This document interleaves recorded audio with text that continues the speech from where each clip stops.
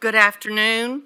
I'd like to call to order the informational workshop and public meeting about the Knox County Comprehensive Plan pursuant to TCA 13-3-304. Today is Thursday, March 21st. It's 2 p.m. Roll call, please. Commissioner Lundy. Here. Commissioner Darrett. Here. Commissioner Oster. Here. Commissioner Ward. Commissioner Schoonmaker. Here. Commissioner Hill. Here. Commissioner Lee. Here. Commissioner Bigler. Commissioner Daly. Here. Commissioner Jay. Here. Commissioner Frazier. Present. Thank you. I don't see any elected officials out there. Am I missing anyone? Seeing none, if you all...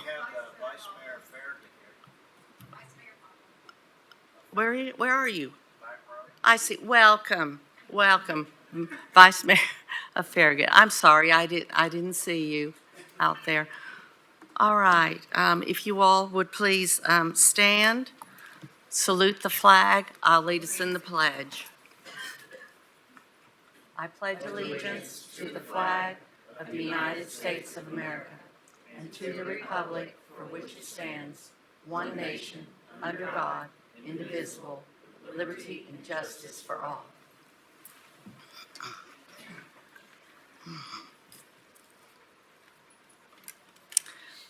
I thank you all for being here. Just as a brief introduction and an order of business, we are going to start out with public forum. Each speaker will be given 3 minutes. My Vice Chair, Gina Oster, will be keeping the time, and when it gets down to about 30 seconds before, she'll give you a wave or a nod. So forgive that we can't put it on the screen. We don't have the ability in this small assembly room to do this. After public forum is completed, we're going to move on to presentations regarding the comprehensive plan to be given by various individuals. And then from that, we will move on to our public public workshop. At that point, there will be no additional opportunity to speak or to ask any questions from the public. So please keep that in mind. Board members, do you have any question about the format that we're going to be using? I do, Madam Chair. Yes. Had the chair considered moving item numbers 4 and 5 to 5 and 4? In other words, switch those to have the presentation first before the public addresses us, so that if some of the questions that the public may have in their public forum comments would be maybe alleviated after the presentation is given. I had actually thought about that. I believe, without objection, I'm going to keep the order as is. All right, any other questions or comments? Seeing none, we'll move on to public forum. First speaker to sign up is Kevin Murphy. Speakers, when you come forward, if you would give your name and your county of residence.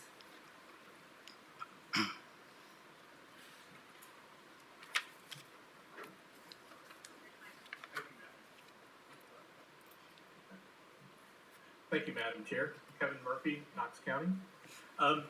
If you boil down all the feedback from public input, you uncovered 4 really major themes: a need for more housing, desire to protect rural character and agriculture, better integration with our schools with all the growth that's happening, and doing this in a fiscally responsible manner. The plan really delivers on number 1 and number 4, proposes some new development place types that are aligned for more dense development, and it puts those in areas where there's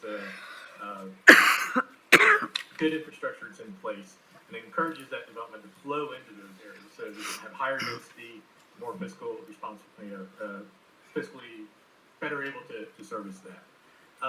And I understand that there's an action item and that there's been some steps to improve the communication of the schools with the county and with planning regarding roads. So that, there's been really good progress on numbers 1, 2, and 1, 3, and 4. But protecting number 2, protecting rural character and agriculture.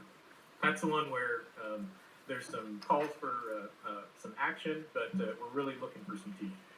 Last week I went to a forum on growth and challenges in Middle Tennessee, and it was called by MTSU, their planning department, and their top three issues are: one, their landfill's about to fill up, so they're really concerned about that. Two, traffic congestion across their 9-county region, and three, the loss of farmland and open space. Williamson County, they took the lead back in 2020. They updated their comprehensive plan, and they made some significant progress on adopting a growth framework for their county. The other counties over there they all were there, and they expressed a lot of interest in this. Rutherford County and Montgomery County are currently updating their comprehensive plans, and this is one of their top priorities. So we in Knox County, we've had plans for more than 20 years calling for protection of rural area. That's in the handout that I've given to you. There's it's in our 2003 general plan, which calls for conservation subdivisions. Each of our sector plans, including even the Central City sector plan, call for adopting a conservation subdivision ordinance. The Hillside and Ridgetop Protection Plan, which was adopted by Commission in 2020, it has a model conservation subdivision ordinance as an appendix. It's all there ready to be adopted. But we even have an open space reserved in the subdivision regulations for that. But none of that's ever happened. So we have promises made and actions called for, but never kept. And that's probably what's eroded the community's trust in the framework. So the plan that's in front of you, we ask that take concrete steps to restore that trust. Pushing something, if there are decisions and policies you can put in place now that have teeth and that are enforceable, that's what we're asking for. Thank you, Madam Chair. Thank you, Mr. Murphy.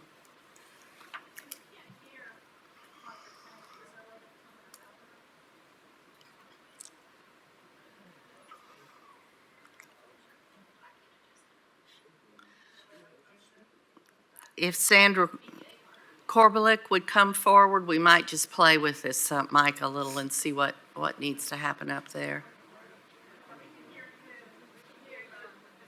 All right. Perhaps if you could pull it down. I'm a loudspeaker. No, it isn't, is it?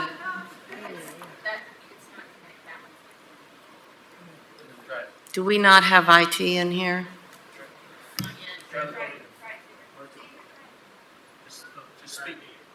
Testing. Just say something.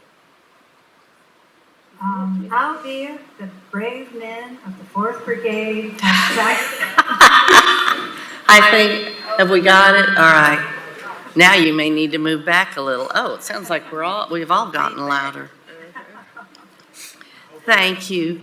Your name and county of residence. I'm Sandra Corbella, and congratulations, you got the name right. Knox County, Chair Hill and Commissioners, thank you. There are good things in the draft plan, but when it comes to protecting our natural resources, you will be adopting a proposal that is ineffective and outdated.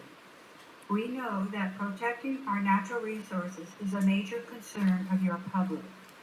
We know that through Advanced Knox and the East Tennessee Realtors Association survey that protecting natural resources has been a primary concern of the community and is a goal in the draft comprehensive plan.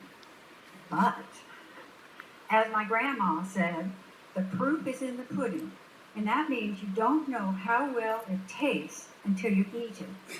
Let's judge the value of this goal by how well it's defined in the specific implementation policies.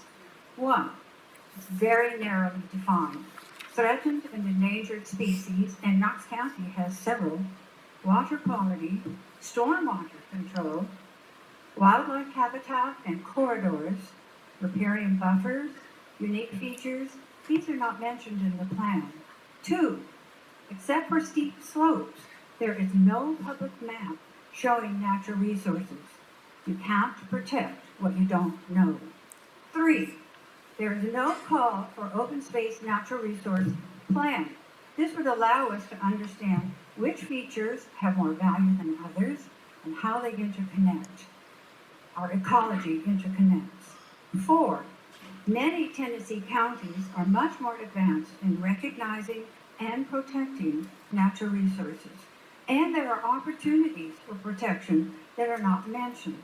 such as land banking, transfer development rights, and so on. We can do better. You can do better.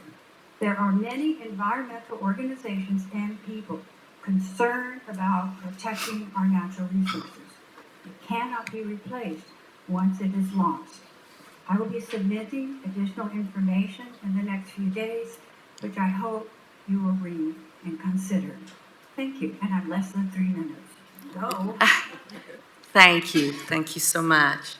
Our next speaker is Kimberly Pettigrew.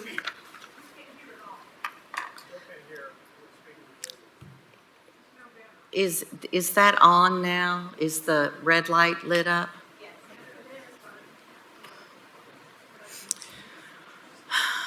All I can, all right, all I can do is apologize. I'm so sorry. Perhaps try another seat. I don't know what else to say.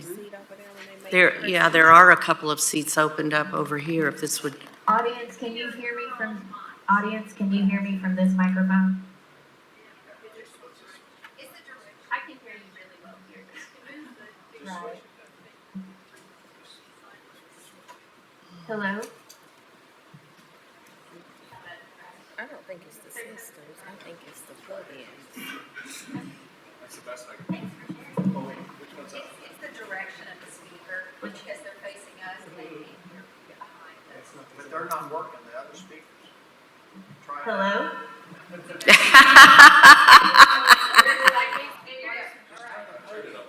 Get creative. I've been known to be unconventional. Oh, not that way. Is that okay? I'm getting better? Okay. 10, that's great. Kimberly Pettigrew, Anderson County. My name is Kimberly Pettigrew. I'm the Director of Food Systems at the United Way of Greater Knoxville, staff support for the Knoxville-Knox County Food Policy Council, and I oversee the KEMA Food Access Emergency Response Group. I also come from a generation of farmers. My father currently owns a 50-acre farm he inherited in the county where they are doing the Blue Oval development. I've shared with him many of the statistics you all have likely heard from American Farmland Trust. 8 to 10% of farmland is likely to be lost in Tennessee between 2016 and 2040. 81% of conversions from ag come from the expansion of LDR, and that LDR areas are 6 times more likely to be converted to non-farm uses. My father responded that we will be selling our land because he believes it will be up to future generations to solve the problems of food insecurity. Over the past year, we conducted a community food security assessment with 777 individuals in priority zip codes across Knox County around food security and overall health and well-being. Survey results showed that 97% of those surveys believe that it's important or very important to conserve or protect local farmland or community gardens. 47% of the sample have grown their own food, 16% currently compost. Last year, the United Way, in partnership with the Community Garden and Growers Alliance, also conducted our first ever community garden report. 53 community gardens were identified in Knox County, serving more than 3,801 individuals, including more than 34 refugee farmers or families. They're working with Fiercely Farm through the newly formed Sodela nonprofit, which is actually seeking a 6 to 7 acre farm. I believe the biggest opportunity we have is to look at some of our also historic data. The 2014 Knoxville Regional Food Shed Assessment concluded that our 11 county food shed could produce all of the calories for the population with the exception of grains if remaining farmland is saved and production intensified. The report actually highlighted the need for farmland preservation through urban and rural agriculture corridors to ensure that we can remain self-reliant and resilient. The COVID pandemic was a good test of that when Knox County had one of the best food systems responses in the nation. And if you weren't here when I presented on that in 2021, I'd be happy to share. I am actually here today as a neutral party, both as the United Way and the Food Policy Council. But I would like to say that we, along with other food system leaders, are committed to action. We plan to work with the University of Tennessee and other leaders to update our regional food set assessment and to create new virtual tools to better identify communities that will need more support and targeted interventions. No matter what happens or how you vote for the growth plan, we are in this journey together. We will need the commitment of this commission to serve as co-creators of a strong, sustainable food system for our community and for our children and grandchildren. Thank you. thank you. Next speaker Larry Silverstein.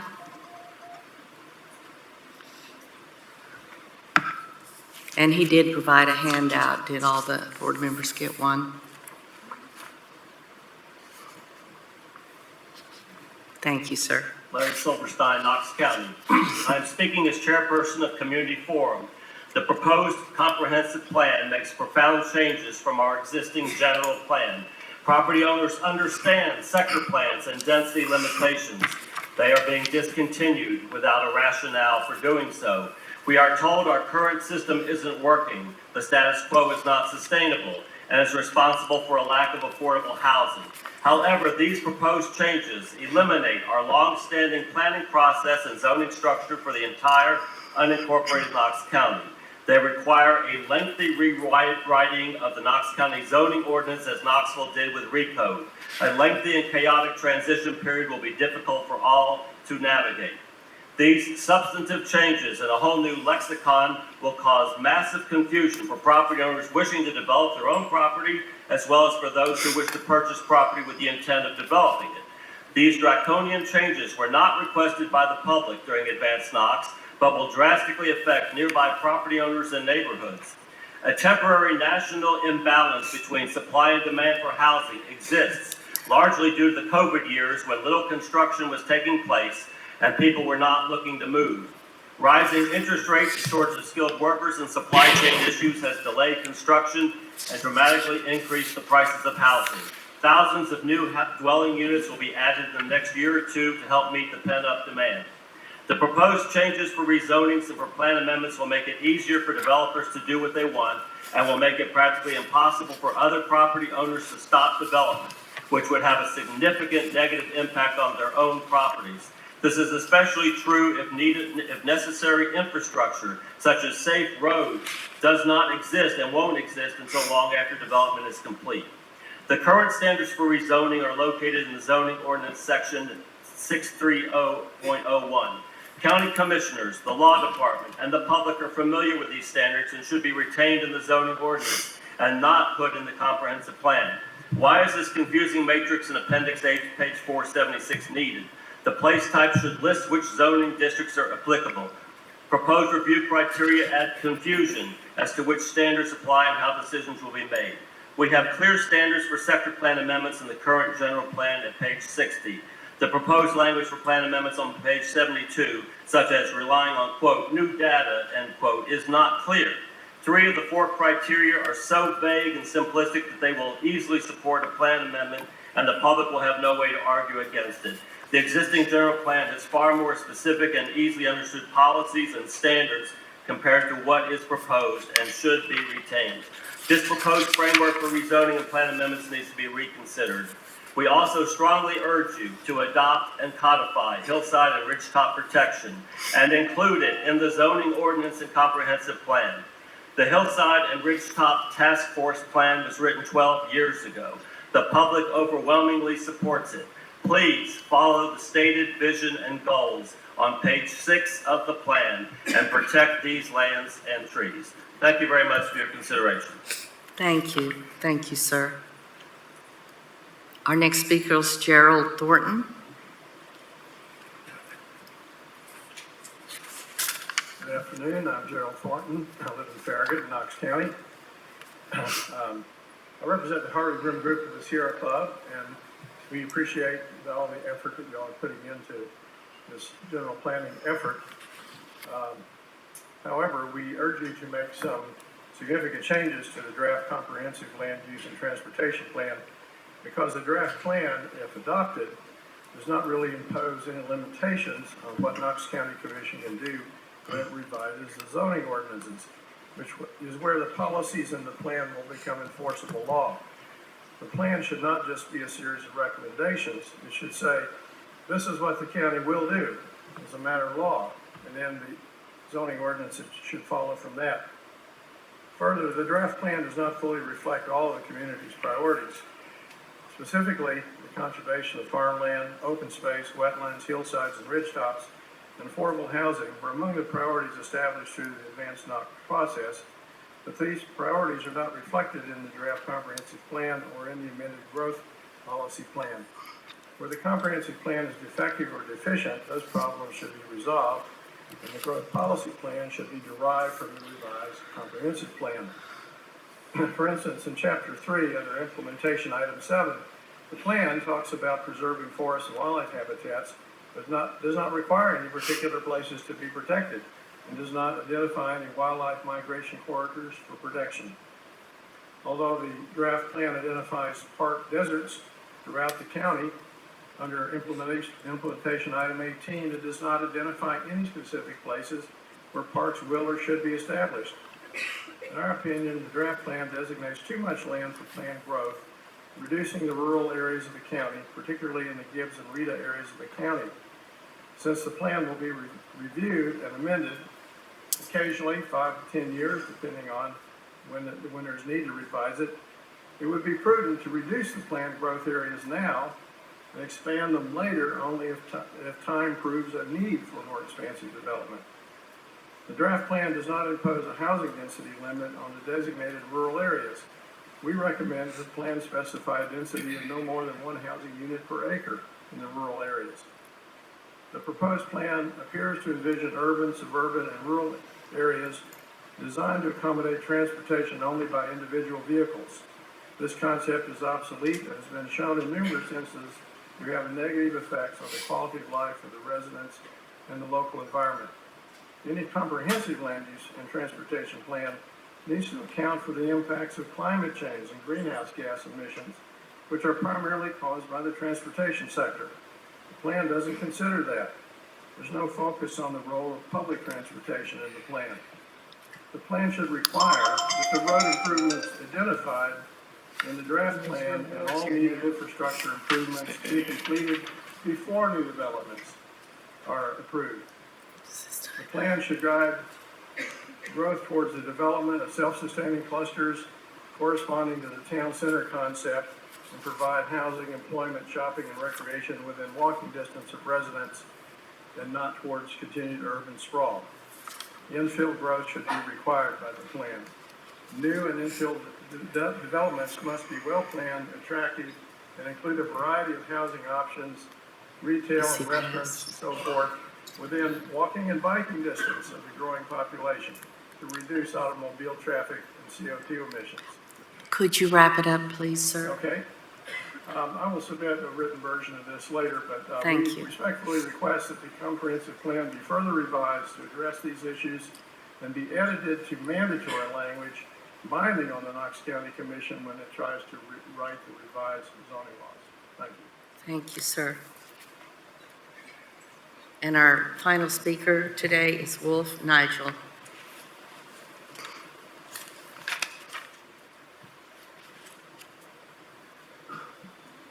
Thank you, Madam Chair. Wolf Negley, Knox County, speaking on behalf of the Foundation for Global Sustainability.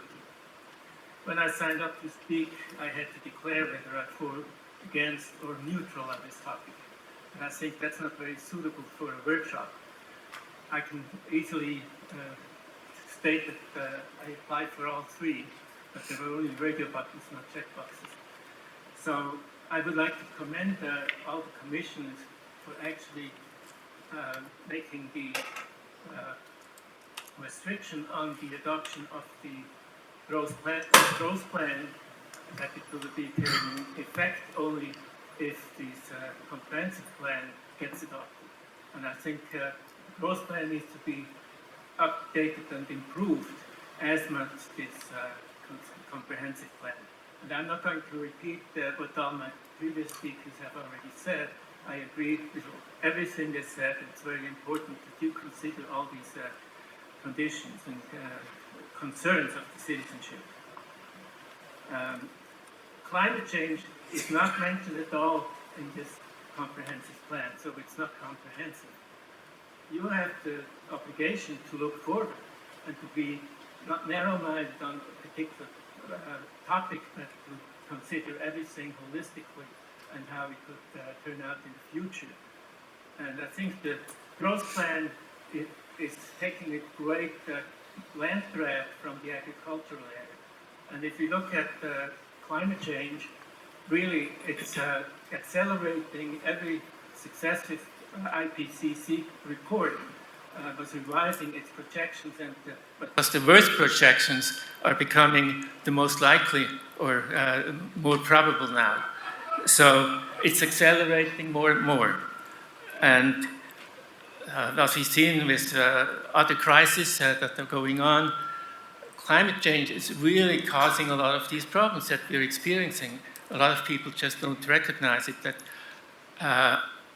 housing prices, like climate change, has caused a lot of tree from wildfires and the infestation of pests in Canada, for example. The lumber industry has been very heavily diminished, and so the prices of lumber have gone up, and a lot of other things, cost of living in general, have gone up in tandem with climate change impacts that make everything more expensive. And we can't really change that, but we have to deal with it, and we have to expect it, and we need to plan for it. And the big problem with the comprehensive plan is that it has not done any policy assessment. What would happen if the trajectory of the predictions, or the growth projections, are not turning out as it was said in the beginning of the plan? It's very likely that we could have more or less growth in population. And agriculture, of course, is an important part, and when you give away a lot of agricultural land, you have to think about 7 generations ahead. And so this is just too big a chunk. I think the growth plan needs to be done in smaller, like 2-year steps or 3-year steps. That was mentioned, but it's never been done. And so we shouldn't just take such a big grab at one time. Could you wrap it up, sir? Yes. So, yeah, we'll probably get some atmospheric river coming to Knoxville, and it will devastate a lot of areas that we haven't even thought of being at risk. And as was said before, there hasn't been enough investigation into the property values, not just for development, but in terms of biodiversity and the natural resources and the ecosystem services that we receive from them. Thank you very much. Thank you very much. Thank you, sir. I appreciate very much the time that each of you have taken to come out and still comment on this plan. Thank you so much for doing that.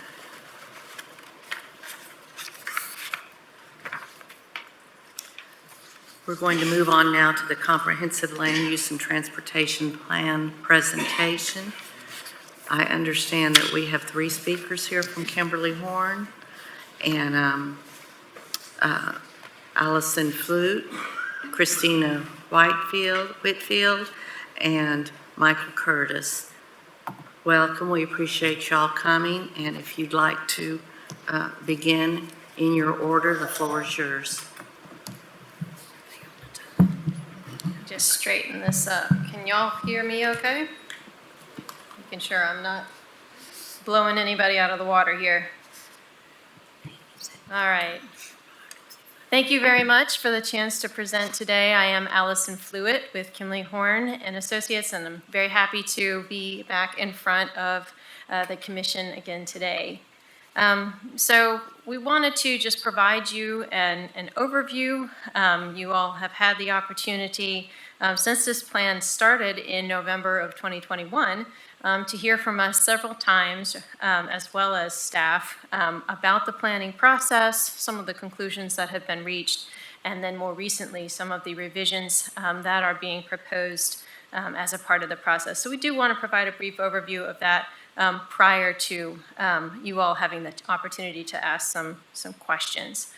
Just to set the stage, as a reminder, for the comprehensive plan, this is really something that we see as a necessary first step in the process. The comprehensive plan is just that. It's a plan. It is not something that's controlling our zoning decisions, but it is setting the stage for the future. So for today, I'm going to give you a little bit of information on our plan's background and relationship to the larger planning process that we undertake here within the county. And then Michael Curtis from Planning Next is going to tell us a little bit more about the comprehensive plan and some of the implementation, as well as Christina Whitfield giving us some of the perspective on that as well. So first, what's the impetus for this plan? Why is this update so important? So one of the big things that drove the creation and the outset of this planning process is time. The currently adopted comprehensive plan is nearly 20 years old. So this has been a planning process that is a long time in the making. There has not been another cohesive planning process that intentionally marries land use and transportation together that has been done within the county, within that 20-year interval. And beyond that, we see incredible growth coming to the county. You have seen some of that growth already manifesting itself here within the county, and by 2045, the projections within the county are that we're going to add an additional 105,000 people.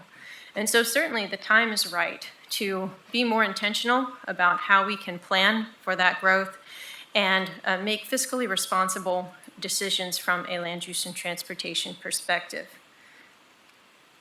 So at the outset of this planning process, we talked with staff, we talked with the mayor to understand what we were hoping to achieve. And this was a conversation we were able to have with some of our committees that I'll detail here in a moment as well. Some of the things that were really most important as a part of that were economic development. We want to be able to have predictable land use and transportation decisions. That's something that's going to be an asset for you all, for our planning commission, for developers in the area, and also for residents to understand the landscape in which they may be looking to make decisions.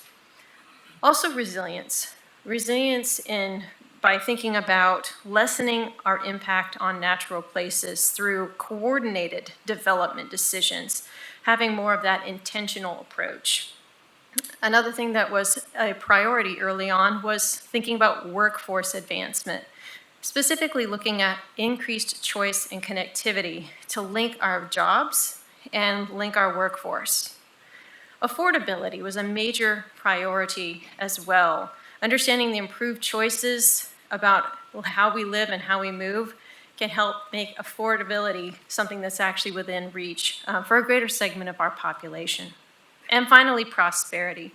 Understanding that intentional planning is something that actually helps to promote shared prosperity. So you can see that really all of these different elements, which cover a very wide range of topics, help to influence what we were approaching as a unified strategy.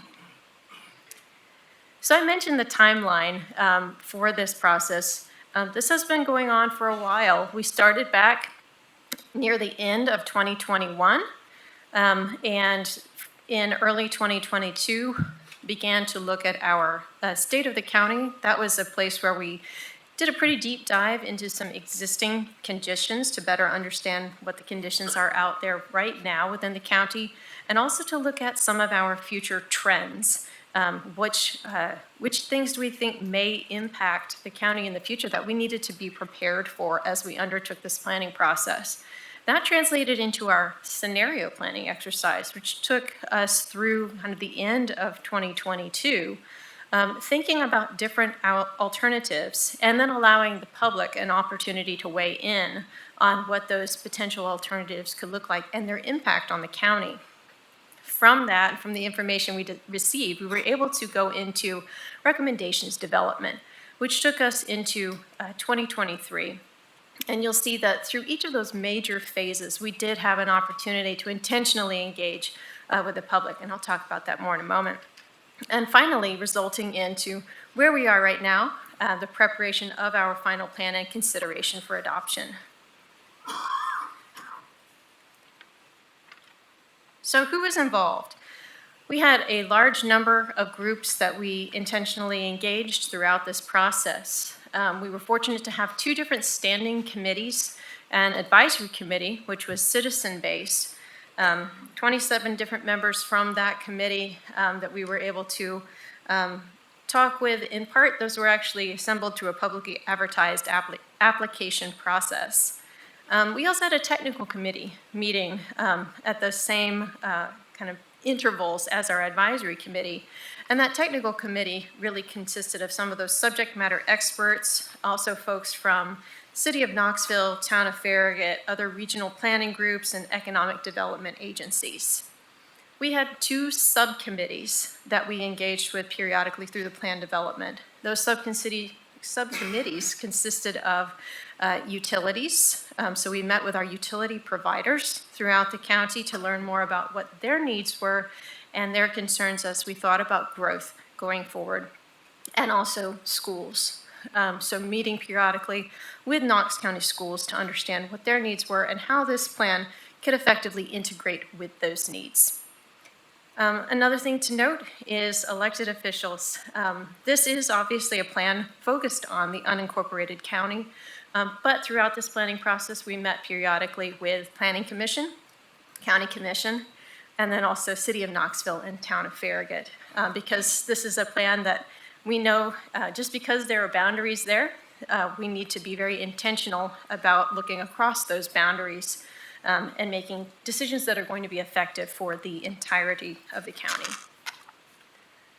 I mentioned public engagement. We had 3 primary rounds of engagement, and we were incredibly pleased with the feedback that we received. We engaged with people in a large number of ways, whether that was in-person workshops, online surveys, virtual workshops, or also just going out and meeting with standing agencies, committees, and groups to tell them more about what this plan was, what we were doing, and gather their feedback as well. Our first round was focused on listening and learning, really generating those ideas and hearing about people's issues. And then we went into that scenario planning area that I mentioned in our second round, which was focused around making choices. And then finally, getting to our priorities week, where we were looking at recommendations, getting folks to weigh in on where things had landed, and looking toward implementation. We had the chance throughout those rounds in total to engage with more than 5,000 participants, which is, I do this all over the country, and we were incredibly excited by the level of participation we were able to receive, and very appreciative of the engagement of staff throughout that process to help activate the community and make sure that we were hearing from a wide breadth of folks as well. I did want to touch on the relationship of plans, and then I'm going to turn this over to Michael to talk a little bit about the land use side. So one thing that's helpful to understand is just the comparison of how our plans are working now and how we envision them working with the new comprehensive plan in place. So as of right now, we have the kind of overall growth plan. You all have been talking about that a good bit lately. And then that is kind of talking to your general plan as well as a series of 6 sector plans. And then all of your kind of sub-plans, whether those be quarter plans, small area plans, those are kind of feeding back into that general plan. So essentially all this is doing is removing one extra layer, those sector plans, so that the comprehensive plan becomes the vehicle for all of that general planning within a single planning document. So it doesn't really change the overall structure of how you have that growth plan and your smaller plans kind of feeding in. It just takes out some of those geographically based sector plans. So at this point, I'll turn things over to Michael. Great. Thanks, Allison. So again, my name is Michael Curtis, and I'd like to start talking about some of the things that are in the plan, beginning with the more general and then starting to work toward the specific.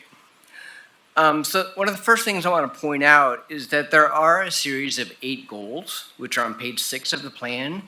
And we heard a lot of comments earlier about conservation. Conservation is actually one of those goals, so that is part of the plan's intent.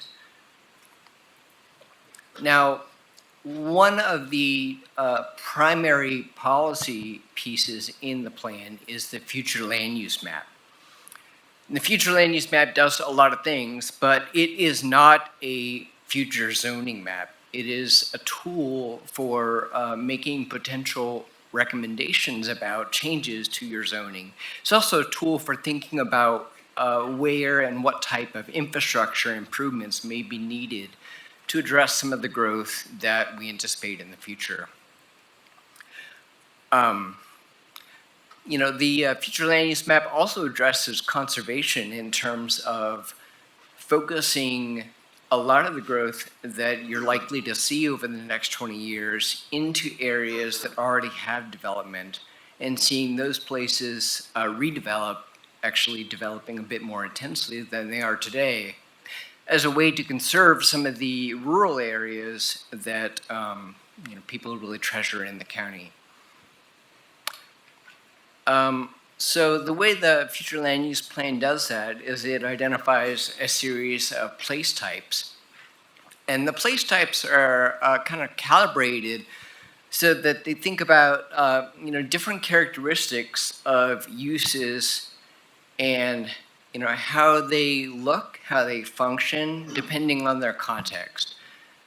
So not all uses really are the same. And something in a more urban or suburban location is going to have very different types of buildings, very different types of transportation needs than something in a more rural area, as an example. And that's what the plan attempts to do. So you see a bunch of colors on the future land use map. All those colors are tied to place types, which are really just a fancy way of saying they're future land use concepts that integrate not just land use, but also a mix of perhaps housing. It describes form attributes, so what type of buildings you should expect to see in that type of place, how those buildings relate to one another. It also talks about transportation. Is it a primarily auto car-oriented area, or is it a place where we want to be able to encourage walking and biking first, and then also accommodate those other modes second. So it's organized around, a dozen or so place types, but they're grouped into walkable, compact growth, the suburban growth, and rural areas. And in this example, these are all commercial types, but as you see, they're very different depending on that context. And this place-based approach goes by a lot of names, but it's really quite common in terms of comprehensive planning in this period. There are a lot of plans, and here are just a few that I'm familiar with in this region that use a very similar type of place-based approach. So I will also say that I mentioned before, the plan is not zoning. So the land use plan is a piece of this comprehensive plan. It is the first piece. There's also transportation recommendations and parks and open space recommendations, which we'll hear about in a moment. But that is all part of the comprehensive plan, and that gets adopted before you would consider potential zoning code changes. Now, most communities that we work, when they adopt a comprehensive plan, it is the assumption that there are going to need to be some changes to your zoning code in order to implement some of the ideas in the plan. And in some cases, based on the age of the code and based on the number of recommendations in the plan and how they relate to the zoning you already have, you may need to rewrite the code entirely. And that's a separate step, which we expect will take place or start shortly after this comprehensive plan is adopted. But there are 3 steps. So you would update the zoning code after that, but then the actual zoning map would be updated following the zoning code process. And the zoning map is a legal tool. It talks about what zoning districts are available and appropriate for development as they are today. The future land use plan is a tool to make recommendations about zoning, but it's really thinking about future characteristics. And there may be more than one zoning district that could implement a place type based on certain criteria. So that's a little bit about the land use piece. I'm going to turn it over to Christina to talk about the transportation aspect. And, a big piece of the land use plan and the approach that we've taken is really trying to integrate these two.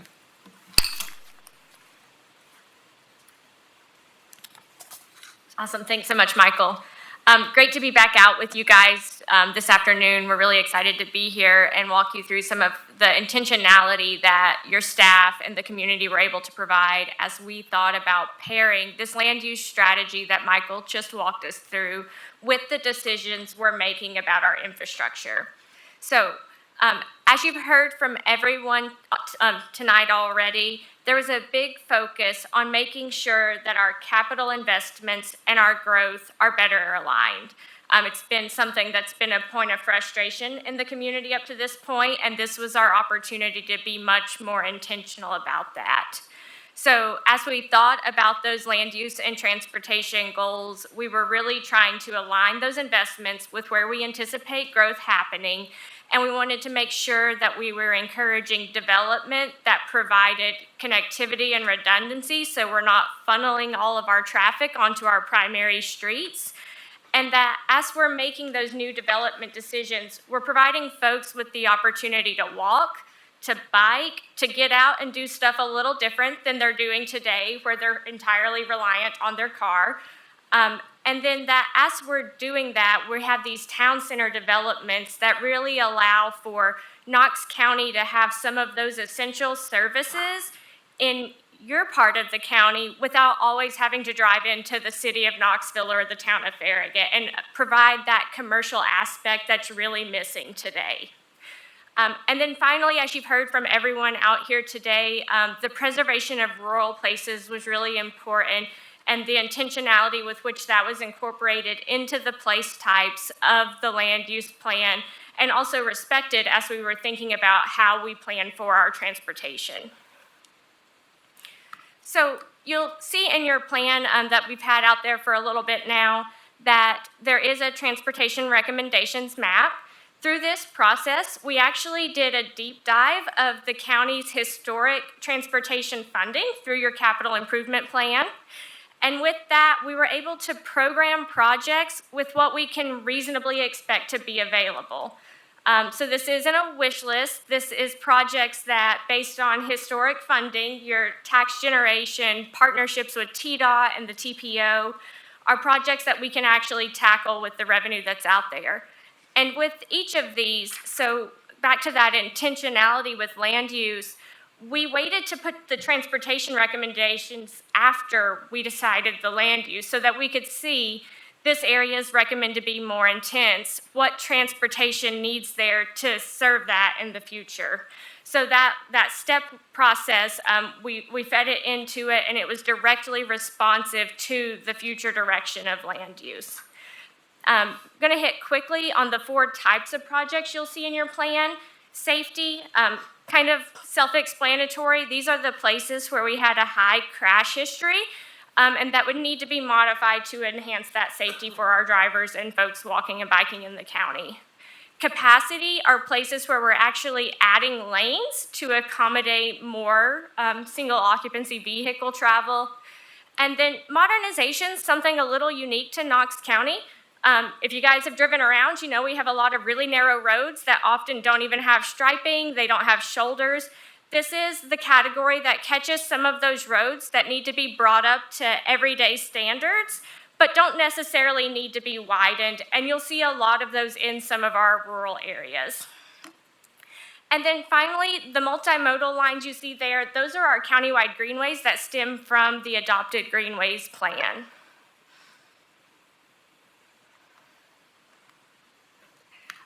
Speaking of greenways, our other category that we tackled in the comp plan was parks and recreation. We actually have a really good baseline to start with for the comp plan.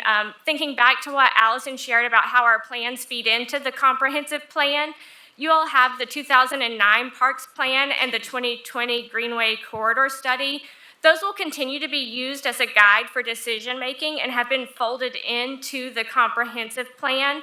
But as a part of this, we also looked at a park desert analysis because that was something we heard from the community kind of repetitively. And with that, we looked at the access to parks within our planned growth area that were accessible within 1 mile. And I think an important clarification, we did include city parks in that because folks don't decide, I live in the county, I'm only going to a county park. And what we were able to come up with that is actually the priority areas for park investment. So as you're looking at these maps, the areas that are darker purple are the areas that in the next 25 years, as the county continues to grow, you should really be funneling your search for new land for park facilities. And that will help address some of the park deserts that were identified. So this is a lot to achieve, and I think one of the things that you've heard over and over is that we wanted to do this in a way that was fiscally responsible. With the advanced Knox process, we did do a robust fiscal impact analysis. We looked at historic revenue generated to understand what may be available in the future. We looked at the cost to serve, what it costs the county to provide stormwater, what it costs you guys to maintain your roads, provide law enforcement, any of those general government functions you'll have, whether that's helping pay for public health, recreation, all of those things residents want and love, but it does cost dollars. And then if you take that revenue that you're generating from your taxes, remove that cost to serve, that is your net fiscal impact, no different than balancing your household budget.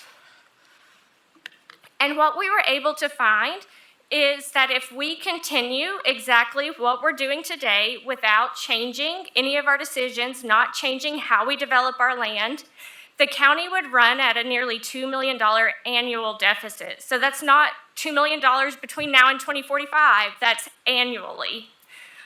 And that's if we just continue the suburban single-family sprawl that we have going on today, that's adding all those new roads without as high of a return on the tax investment.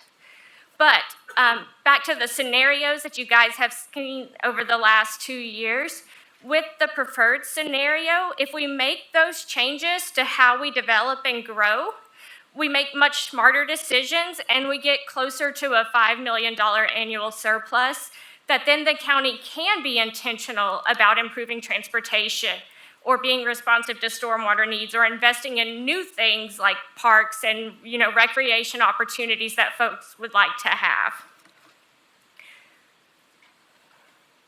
So with that, I'm going to turn it actually back over to Michael, and he's going to talk us a little bit through how we implement the plan.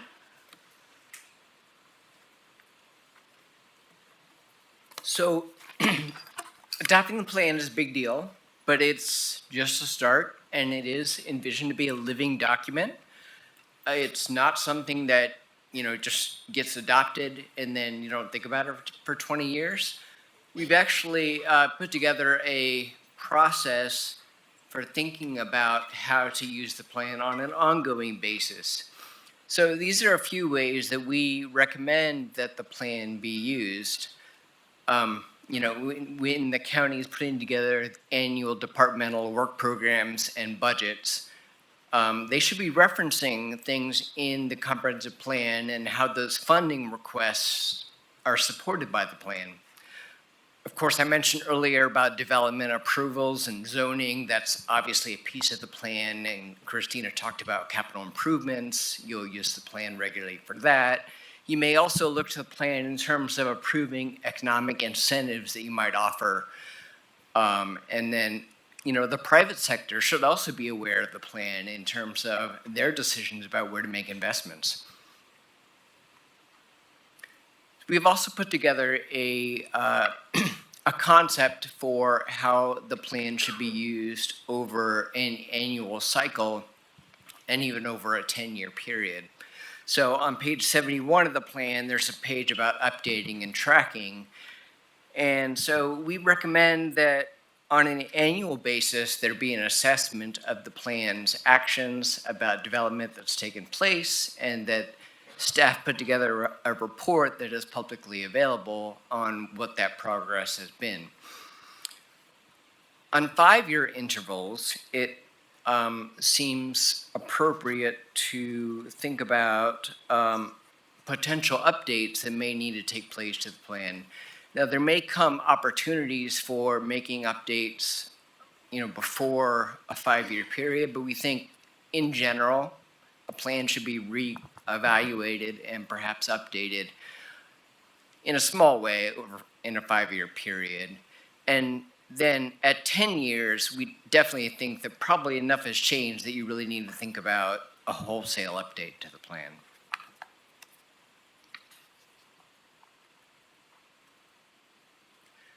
So I mentioned earlier about zoning. There is an appendix to the plan which correlates the place types that are on the future land use map to your current zoning categories. Now, this is something that most comprehensive plans will do, relating their land use categories to their zoning districts as a way to help with the decision-making process. And it's never a one-for-one. There's usually 2, 3, 4 potential zoning districts that under certain contexts, certain situations could be just appropriate for implementing a certain place type. So that's what this matrix tries to do. And we decided not to put this zoning correspondence within each place type's definition, simply because we realized that you would be updating your zoning code very soon, and that information would be outdated. So we put it all in this appendix with this matrix that talks about, your current zoning districts and how they relate to those place types, which ones are appropriate, which ones are potentially appropriate given some criteria, and which ones are probably not appropriate. And again, this is something that we think is an interim tool until you update your zoning code. But it's probably something also that gets updated once that code is finished and adopted. So Allison is going to wrap us up with a summary of some of the plan revisions that have happened recently.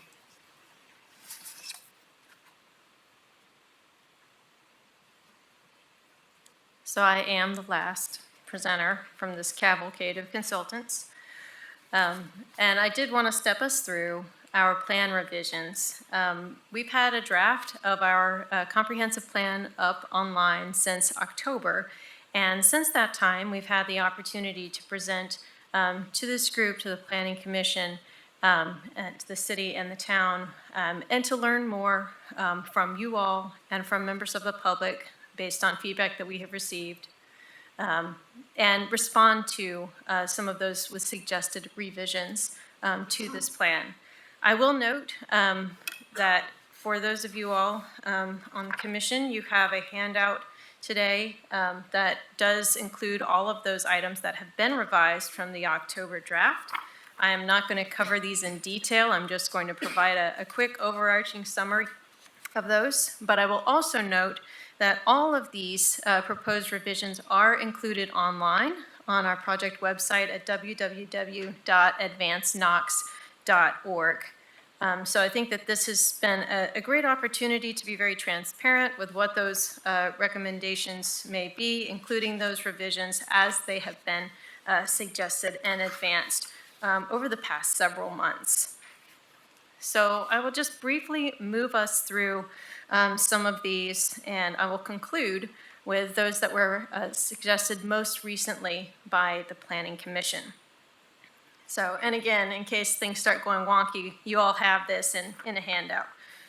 So for our plan revisions, a series of updates were made. They covered a few of our different chapters as well as our appendices. Just to point out a couple of these highlights, I will note that in our Chapter 2, our framework chapter, there was a new place type that was added in response to some of the feedback we have received. It's a rural agriculture place type, so please take note of that. Also, we had identified some areas for future study, and the Choto community was added as one of those areas that has been highlighted for future study. The intent of those future studies will be just to learn more and come up with more specific recommendations for those specific areas that may not currently be available just based on previous planning efforts that have already been conducted and an acknowledgement of how those areas may be expected to grow or change in the future. In Chapter 3, primarily the revisions that were identified here focused around our actions. There were some updates made to some of the actions, and you can see the particular actions that were highlighted there. Also in Chapter 3, you can see that we updated the how to use the plans section. So this is some of what you just heard Michael speaking to as far as that implementation component, how we see this kind of relating to some of the other efforts that you all will be undertaking or that other planning efforts that exist within the county. Also, updating the criteria for a plan update, which I think is helpful information to have revised there. We mentioned Appendix 8. You heard Michael, H rather. You heard Michael just talk about that.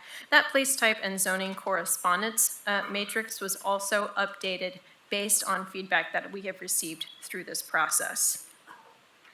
I wanted to take a moment to point out that through this process we have also identified plan amendment criteria. So this is essentially the process for plan amendments that would be undertaken following the adoption of this plan. So just pointing out that there's certainly, this is a living document. We do anticipate that over the life of this document, there likely will be need for plan amendments. But we've tried to be mindful about what those amendments could take the form of and what might precipitate the need for an amendment. So those criteria that you see on the screen there include changes in conditions, introduction of new utilities or state or federal projects, new data regarding trends, projections, or traffic growth, and also noting that the changes that are being proposed support the policies, goals, objectives, and criteria of the plan. So that's just something that as you all continue to work with this plan going forward, we have put in place to help consider when those amendments may be practical. So most recently on March 7th, this plan was presented to the Planning Commission. The Planning Commission did make a series of recommendations. Those are also included in this handout here and also posted online. Just to highlight a couple of things that came from Planning Commission, the criteria for a plan update was also recommended to be updated slightly. That included things like adding a local roads description and adding housing conditions to a list of new data types. Adding an additional action item to Policy 8 that focuses on the research and proposing of incentives and development standards. Also, updating place type definitions, specifically looking at adding bike and walk as secondary for suburban residential, mixed residential, and corridor commercial place types. And then again, we mentioned Appendix 8, adding rural preservation to the rural conservation as a partially related zone.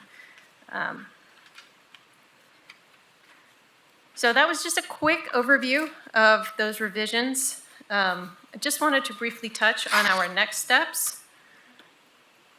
As you all know, the Planning Commission did recommend this comprehensive plan for approval during their March 7th meeting. We are having today's public hearing, and then the County Commission voting session is set for April 22nd. So I wanted to just say thank you again.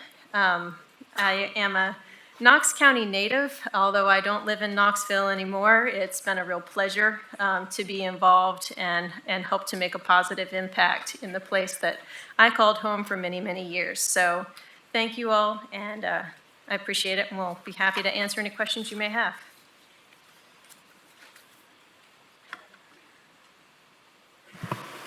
Thank you very much for that. Commissioners, if you just indicate your interest in speaking. Commissioner Frazier. Thank you, Madam Chair. Thank you for the great presentation. I've heard that a couple of times, just trying to be as active and engaged during this process over the last 2 years, both as a citizen and now an elected official. So thank you all for the work. I really appreciate it. This is something that I've advocated for over the course of probably 10 years, just knowing the impact of growth and development on our communities, especially, our families, and speaking from experience, my sons as well. So I'm appreciative of this process. So I just have a couple of questions.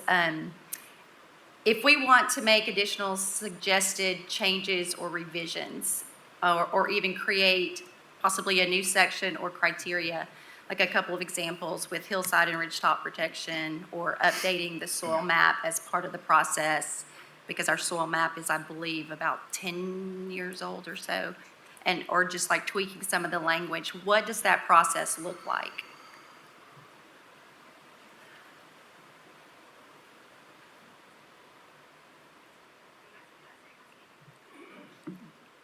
I'm just asking, what does that process look like? If we have suggested changes or revisions or additions, what are the steps?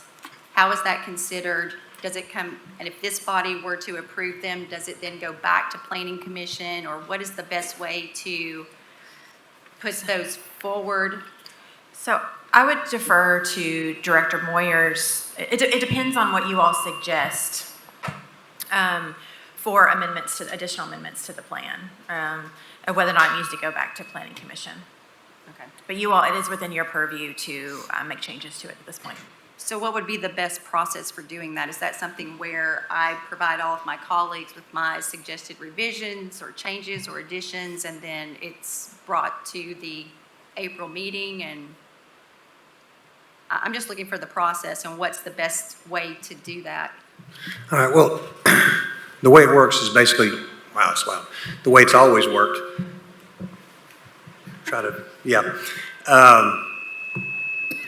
The law requires that you have the input of the Planning Commission before you adopt a rezoning as a plan or anything else like that. So when you talk about amendments to the plan, whether it would need to go back to the Planning Commission would have to do with whether they'd considered it prior. If they'd considered it, and for example, let's say that they considered the Hilltop Protection Plan and recommended it be voluntary, and you want to make it mandatory. Since they've already considered it, if you make it mandatory, it does not need to go back to the Planning Commission because they've looked at it. But if it's something that hasn't been considered, if it's brand new, then that's the kind of thing that generally has to go back to the Planning Commission for their input. The case law is pretty clear that all that's required is their input. You're not required to follow it, but you are required to get their input. So with regard to each change you wish to make, I would ask myself, has the Planning Commission considered this? If so, then the commission can go ahead and do whatever it wishes. Had they not considered it, then that's something that probably would need to go back for their input. And is that our responsibility to filter out those suggestions or changes if In it terms was of whether they- discussed or not, or is that something that the law department would do? Well, normally it happens that somebody will point out, this has not been considered by the Planning Commission. We've got a lot of people involved in this process, and if you bring up something, I'm certain, as closely as you followed it, if there's something that has not been considered by the Planning Commission, I'm sure that you'll probably be pretty well aware of that. At the end of the day, there's no bright line distinction. It's a bit frustrating sometimes because there is no, absolutely objective line that I can draw for you about whether something has to go back or not. It's just required that if it's novel, if it hasn't been considered by the Planning Commission, then it needs to go back most of the time. It also some of the case law suggests that if the change is one that would not be likely to have the Planning Commission make a different recommendation, then that's something as well that doesn't necessarily have to go back. But it's a very vague and fuzzy line, so. So take an example. If I wanted the soil map to be updated as part of the process, is that something that would be made into a condition of a motion? You could, well, So what you're saying is you would adopt the comprehensive plan contingent upon the soil plan being updated? I'm asking you. Well, I mean, that is a thing you could do, but then the problem with that is, depending on how long the soil plan requires to be updated, it could take a month, 2 months, 5 months, 6 months, 10 months, a year before the comprehensive plan actually goes into effect. Well, I think there's language we can use where we could put it into process as a condition that it would refer to the updated soil map. I think there's a way to That would be massage fine. that language. The word So that it contingent. wouldn't hold up the work. Sure, the of word plan. contingent is a difficult word because it would hold it up. But you could state that you're approving this and directing the planning commission or whoever is in charge of updating the soil map to do that and reference the updated, whatever the most updated soil map is. Okay. That gives me a little bit of clarity. What's the process for future revisions if it comes before that kind of targeted 5-year?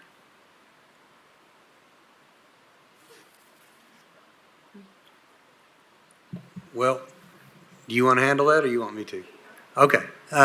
Again, unless there's a different process that's been placed into this plan that I haven't seen, it would be the same as we have now. A proposed amendment would go to the planning commission, a recommendation would be made, it'd come to the commission, which would then vote on it. Okay. Thank you. Quick question about how were the locations for the rural ag place type determined? Can y'all give us a little bit of info on that? So how we determined that was we looked at all the Century Farms were identified. We have maintained a list of those for a while. We also looked at the requests that came in when y'all were going through the growth policy plan update, so the opt-out requests. So any of those that were greater than 15 acres and currently located in a rural living or rural conservation place type. And so in total, that equaled about 3,800 acres that were added to the map. Okay, that's good. Have we considered using the USDA county office, like their list of registered farms as well, just as a cross-reference? Not at this time. I'm not familiar with that list. Okay. Would we be able to consider that if it's provided or just as a cross-reference? I just don't want to miss anyone. We could take a look at it and cross-reference. Also, we had talked about, I know briefly about layering the KGIS map with environmentally sensitive areas of the county, like steep slopes, prime ag, national registers, floodplains, wetlands. And I suggest that only because I'm kind of curious to see, are we proposing any potential like subdivisions or commercial developments over those areas that maybe we weren't identifying and being intentional with those? I'll see if the consultant team wants to add anything. So if you look on page 9 of the plan, there was a suitability analysis that was conducted. And so there were a number of different factors that were included in that, which included constraints such as wetlands, floodplains, hillside, ridgetop protection areas, and then obviously existing growth policy boundaries and parks and schools and things like that. Would it be possible, though, that we could include those on a layer of the map to identify them? We have them. Not sure if we have all of those layers, but a lot of the layers that you mentioned, KJS already has. They're already available. Maybe we can talk more about that too. Let's see. So let's look at Appendix H, because I understand that that's supposed to be our guide during the transition period until we have the new UDO. Is that going to be a guide, or is that a requirement to follow? And the reason I ask is because both Planning Commission and County Commission, we've been advised that we may consider a wide variety of zoning districts for requests under a given place type. And so, like, for an example, if there's a request to rezone a parcel under the rural conservation place type, the applicant is requesting the RA zone. In the Appendix H, it lists the RA zone as not related or appropriate for the rural conservation place type. So is it allowable for the Planning Commission to recommend RA, or would that be inconsistent with the comprehensive plan? Let me start by the staff is going to use this Appendix H to inform all of our recommendations that go to Planning Commission. Okay. So we will use it. It's not just a guide, it is what we will use.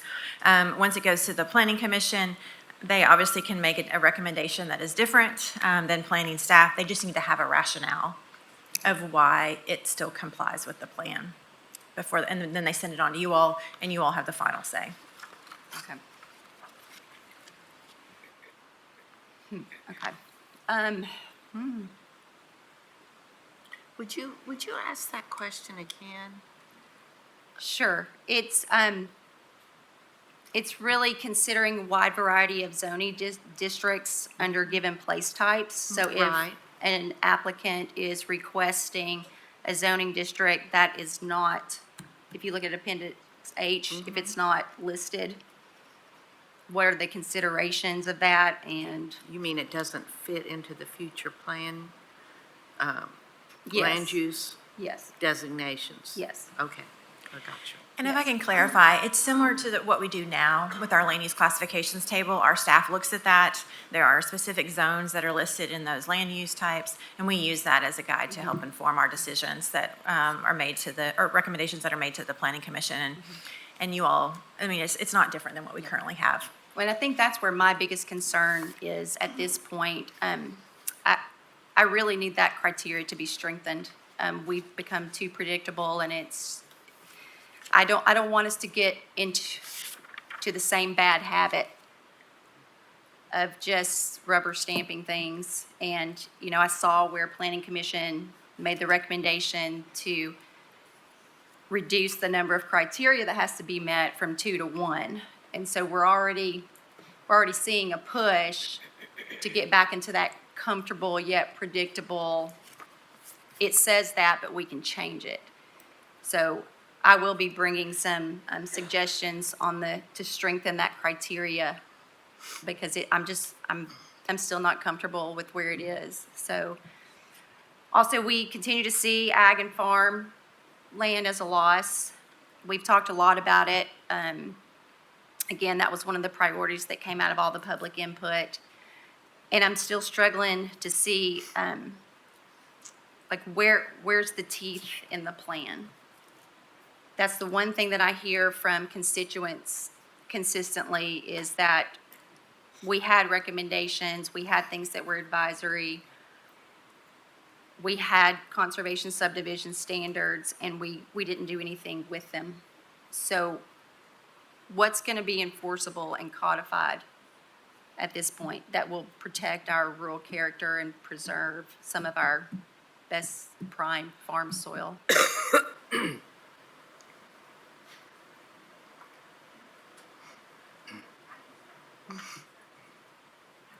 As Michael said, and as we've talked about previously, that's the next step in the process. So you need to update your regulations. Our zoning code is very old.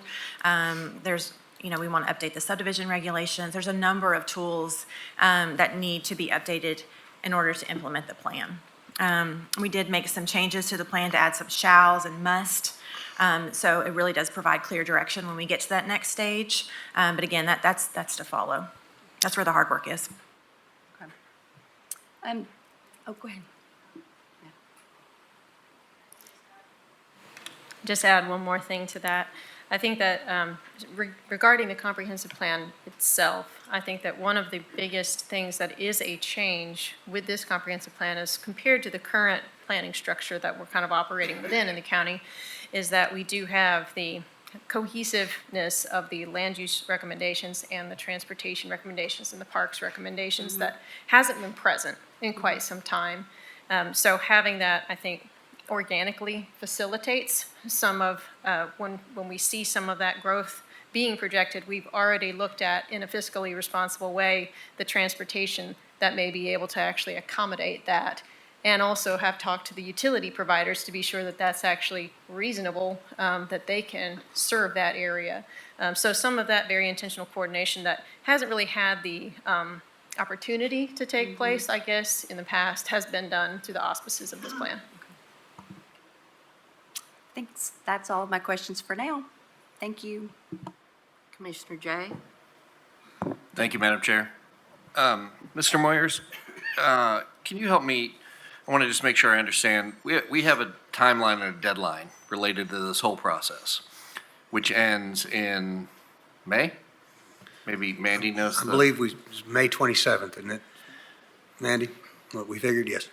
Okay, so it's very important, sorry, go ahead. The timeline is for the growth policy plan, Right. not the comprehensive plan. But we've tied them together. Yes. So This we're is not, tied- we don't have one or the other, we got them both. Correct.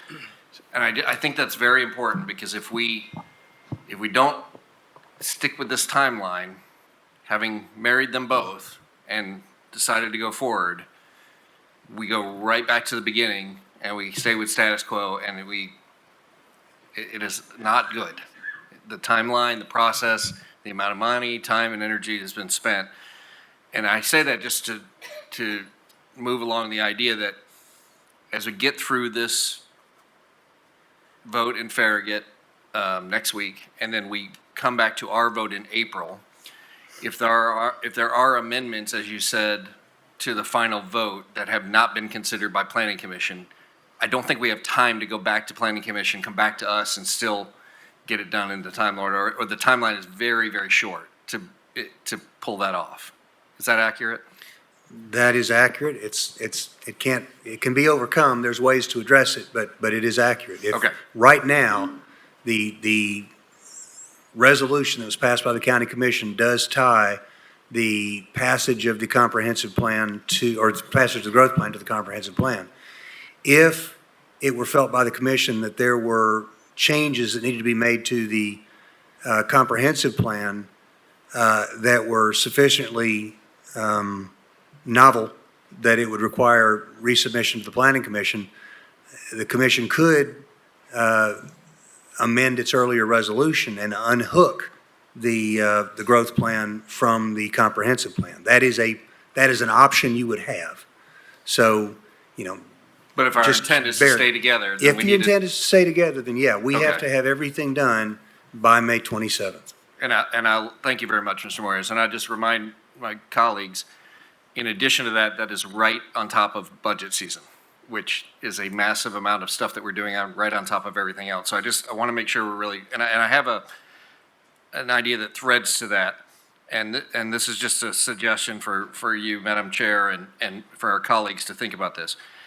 As we get to this vote in April, my recommendation would be, if there are any revisions to this that colleagues want to present, that they very specifically say, I am recommending that we, as part of the final vote, change it from ABC to DEF, very specifically on our forum where everybody can see.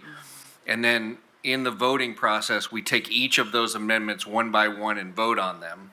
They go up or down. And then once we're done, it's kind of like our nomination process or our budget process. Let's say there's 10 amendments, and we've in advance determined all 10 amendments have been considered by Planning Commission, so we don't have to go back and forth. That we take those one by one, maybe 6 pass and 4 don't, and then we go, okay, we've got all of our amendments voted on, and we include those in the final adoption so that we do it all in one kind of parliamentary way. And I may say I want an amendment, and it gets voted up or down, and then we just go through them and process. And then I think that way we can, if adopted, we can then move the whole thing to one vote in adoption, keep our dual paths married, keep our timeline.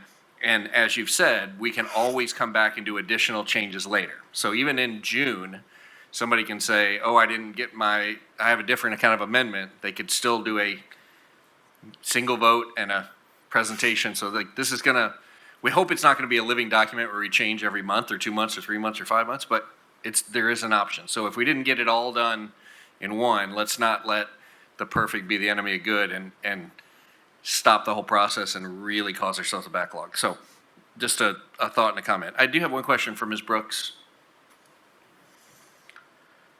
I just want to make sure I'm clear on it.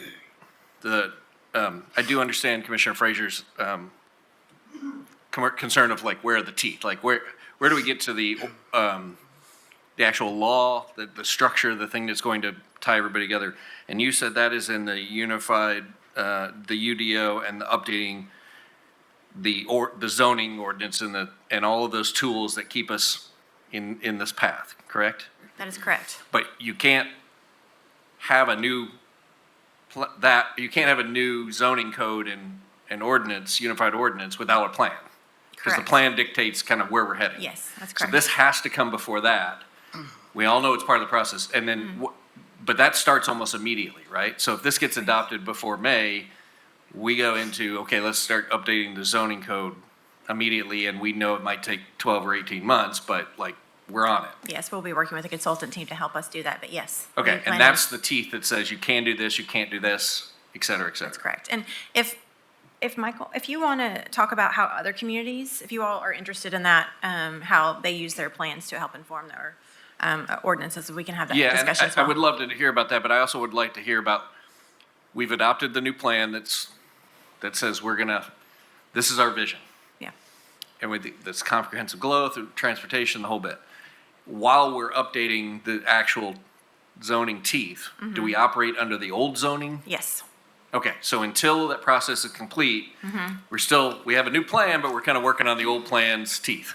Absolutely, and that's Got it. why we have this Appendix H. Got it, okay. Yes. Just wanted to make sure I was Yes. clear on that, but I would love to hear about how other people have made that transition, because it is a timely process, and I appreciate the feedback. Yeah, so I would add that there may be some things that are discussed in the plan that just are really difficult to implement without the teeth in place, the zoning changed. And you may not be able to do it quite the way you want to with the current zoning in place. We've seen some communities that they don't want to wait for the 18-month, full zoning code rewrite to get these things in place. And, sometimes they'll take on like interim code amendments just to make certain things available in their toolkit, to implement certain big ideas that are really important before the entire code is finished. So that's one way of dealing with these things. Okay, all right, thank you very much, I appreciate that. One last comment, and I'm gonna just reiterate one thing, if there are amendments and we go through a process like that, I really would highly recommend that we all agree that those are posted individually in advance so we can digest them, not at the actual voting meeting where we don't have a chance to really, really dig into it. Thank you, and I support that also. It's going to put all of us in a real precarious position if something appears from one of us, 3 hours before we sit down for this vote. So please, I think that's an excellent idea. Commissioner Schoonmaker? Thank you, Madam Chair. Can you pull up the draft comprehensive land use plan on the TVs?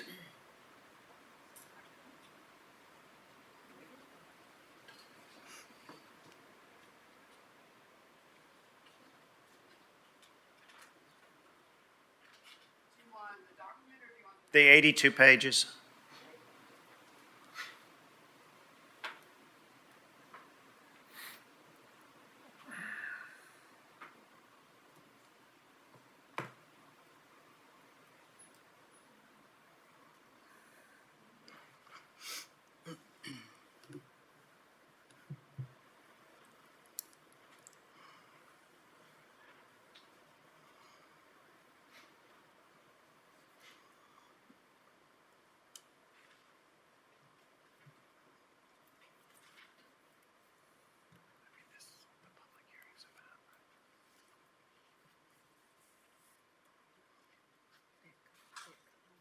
Page 72, please.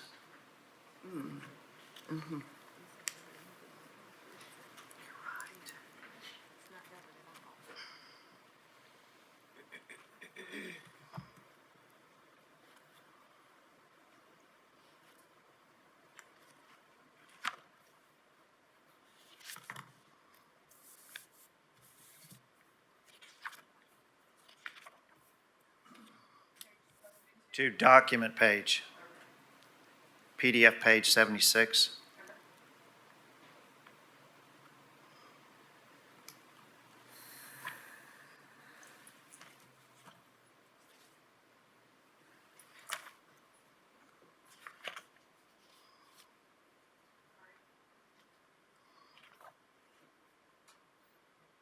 Great. Blue box, criteria for a plan update. The first one says, the first bullet point says changes of conditions such as surrounding land uses. Seems somewhat ambiguous, but does that mean that if a apartment complex was approved by Knox Planning a mile away, then that would make it significant enough to change the plan?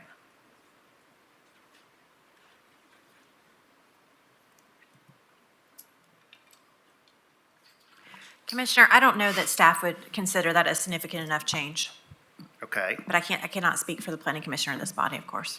okay.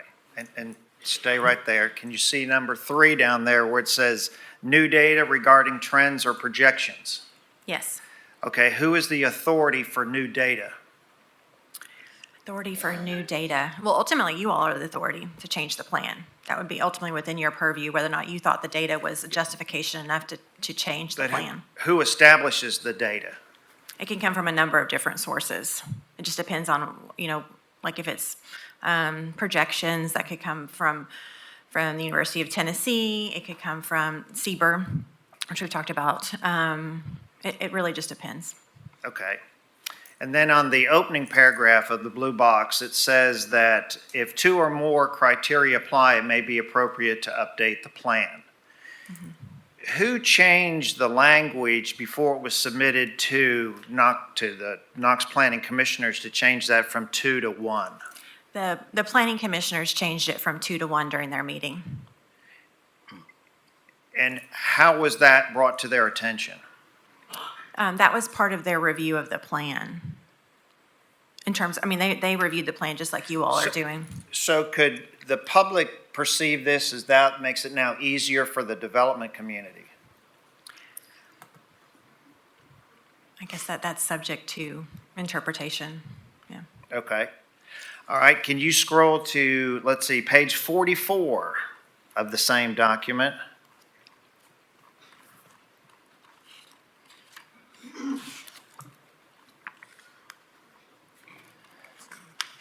Takes a while, doesn't it? Yeah, please. Okay.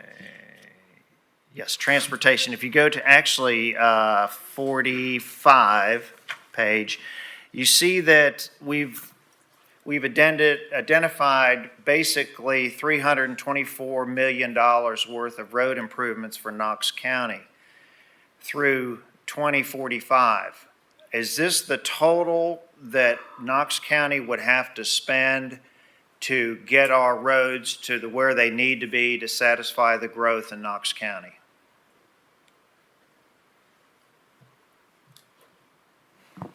No, sir, Commissioner. It's my understanding, and folks from Kimley Horn can correct me because they were the one that prepared this.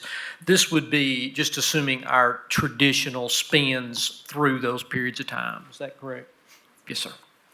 So Okay. that doesn't really set a level of service. It's more of just saying, under our current trends, this is what we would spend during that period of time. Okay, and then on the next page where you have identified separate projects, are those included in the $324 million? It's my understanding they are. Okay. So did the consultants then figure out if we wanted to accomplish all this, what it would take as a tax increase to be able, through property taxes, to be able to accomplish raising this kind of revenue? I think this was predicated on, and I think this is predicated on the existing tax rates we currently have. Yes, sir. Okay, but you can repave roads, you can fix sidewalks, gutters, safety improvement projects, and still complete everything that needs to be done to get Knox County up to the level that it needs to be with this growth with the current funding that you have. Based on this analysis, yes. If I can add just a couple of details. The numbers that we see here are specific to county funding. So what we're not talking about here is additional federal or state transportation funding that would be coming through the TPO. That's not something that we studied as a part of this process. That's obviously handled separately, actually through the ongoing Metropolitan Transportation Planning process. It's being conducted by the TPO. So I did just want to note that. I will also note that, as Christina alluded to in her presentation earlier, that when we're talking about the specific projects that are shown here, we did go through a project prioritization process to identify those that had the greatest need and then focused on moving those more toward the near term. So the intent here, while we may never be able to address all of the needs that present themselves across the county from a transportation perspective, we are addressing those highest priority needs first and looking to align that, of course, with our land use decisions, looking at all of the considerations here. I will also note, just one final note, that for all of the projects that are recommended, even those that fall outside of the time years that are included here, that there have been cost estimates prepared based on what we currently understand. These are planning level cost estimates to help us understand the magnitude of the impact of those projects. So this would be classified more of the minimum requirements to try to get our transportation infrastructure somewhat up to par then? Yeah, the way I think I would, sorry, did you want to? I think minimum recommendation to get it up to par is a stretch because we're assuming revenue neutral. I think if I understand what you're asking, you're saying, does this list 100% serve every transportation need that the county will have between now and 2045? And the answer is likely no, because even with all of the state funds and all of the federal funds, there's not enough money to fix all 500 and some miles of road in the county. So this is using our current tax rate to get at the best we can achieve and then aligning that with where the growth is happening so that it's done more intentionally and timely for that growth to occur. But it will not be a panacea or a solution for every little problem that's out there with our transportation system. Okay, and we do have 2,000 miles of county road. Yes. Yeah. So. Okay. And then just from your perspective, my last question was, you guys developed the timeline when all the process was going to go through and then we were to vote. Were you surprised that on the basic timeline that we had at the end now, that we were required by Tennessee Code annotated to have a 30-day period before we voted to have a public meeting so the public could come out and we could hear their concerns before we voted? Were you surprised at that? I think that every time we go through an adoption process, we're always deferring to the state or local codes that are subject to that particular area. So that's just a place where we always try to work with staff or legal to understand exactly what those are. And as these processes don't come along that often, sometimes there has to be a little bit of digging to make sure that we're following everything to the letter as we go. Okay, thank you. Thank you, Madam Chair.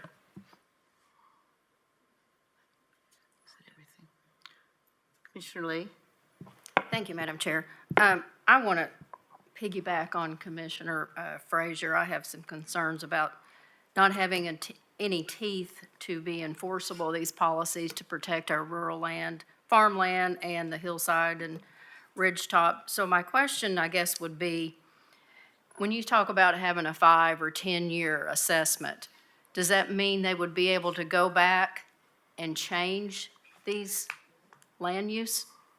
So they could come back and take some of the farmland away in a 5 or 10-year assessment? Is that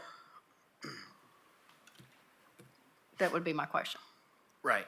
So, I mean, there could be an assessment at 5 years. It could actually happen sooner, if the planning commission and you all think that needs to happen. But, I think there should be a process for, what those changes are that are being considered. So it shouldn't be arbitrary. Right, but I mean, there's no way to protect what is established now. You're saying it can always be revised. Is that what you're saying? Well, for any plan revision process, there needs to be a public process behind it. But again, the plan is that recommending document. The zoning map, the zoning code that is adopted, that is the law that says what can and can't be developed in a certain area right now. So it's always subject to change. Yes. Right. If it's voted on. Right. Okay, thank you.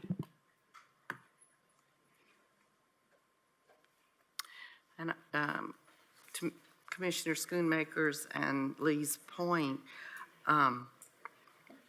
the verbiage that I hear everyone using is they, it's us.